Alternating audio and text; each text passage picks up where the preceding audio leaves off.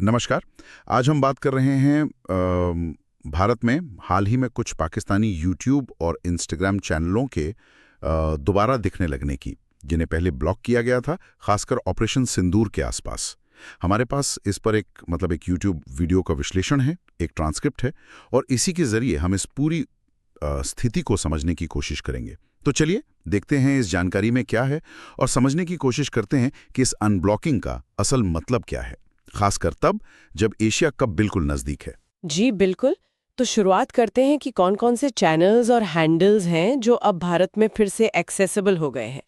जानकारी के मुताबिक इसमें शाहिद अफरीदी, शोएब अख्तर, बासित अली, राशिद लतीफ़, ये जो जाने माने क्रिकेटर्स हैं, इनके यूट्यूब चैनल शामिल हैं। हाँ, और सिर्फ क्रिकेटर्स ही नहीं ना, जैसे एक्टर्स और इन्फ्लुएंसर्स भी हैं। माहुरा हुकानी, सबा कमर, इनके इंस्टाग्राम हैंडल्स, और आतिफ असलम का यूट्यूब चैनल भी। जी हाँ।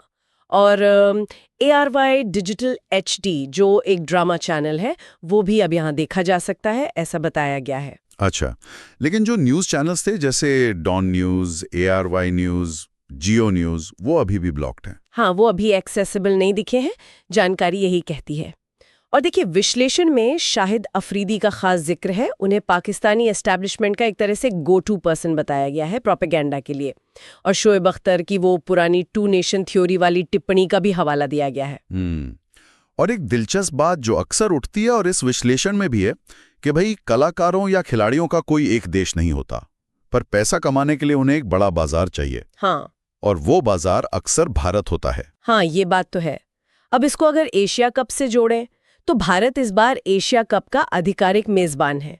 हाँ, ये बात अलग है कि मैच UAE में हो रहे हैं, और उम्मीद ये है कि टूर्नामेंट में भारत पाकिस्तान के बीच कम से कम 2 मैच तो होंगे ही, शायद 3 भी हो जाएं। हाँ, ग्रुप स्टेज, फिर सुपर 4 और फाइनल भी हो सकता है।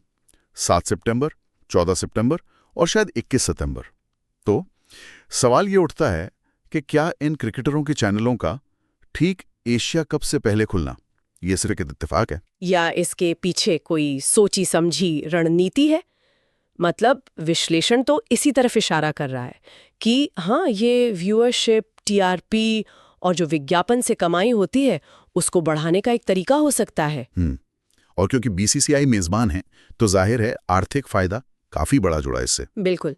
और यहीं से वो बड़ा सवाल खड़ा होता है जो विश्लेषण में भी पूछा गया है कि क्या इसका मतलब ये समझें कि ऑपरेशन सिंदूर के बाद जो एक सख्ती का माहौल बना था, वो अब खत्म हो गया है? क्या हम वापस वहीं जा रहे हैं जैसे हालात 3 महीने पहले थे? लेकिन देखिए, कहानी में एक बड़ा पेंच भी है, जैसा विश्लेषण बताता है।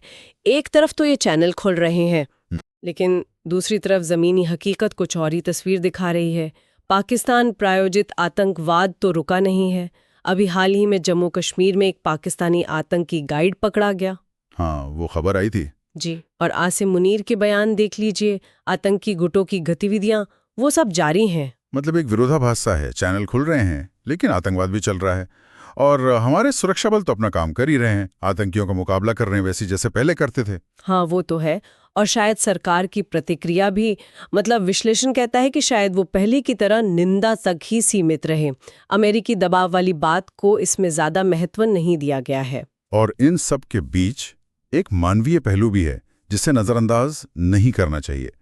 विश्लेषण इस पर भी ध्यान दिलाता है कि ठीक है, बाकियों के लिए शायद चीजें नॉर्मल हो रही हों, लेकिन जो पहलगाम हमले के पीड़ित थे या जो हमारे जवान शहीद हुए सीमा पर, उनके परिवारों के लिए, उनके लिए हालात कभी पहले जैसा नहीं हो सकते।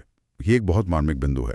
जी बिल्कुल। तो कुल मिलाकर देखें तो फिलहाल ऐसा लग रहा है कि एशिया कप से जुड़े जो बड़े आर्थिक हित हैं या प्रसारण के जो समीकरण हैं, उन्होंने शायद हाल के तनाव और सुरक्षा चिंताओं पर, आप कह सकती हैं, थोड़ी बढ़त बना ली है।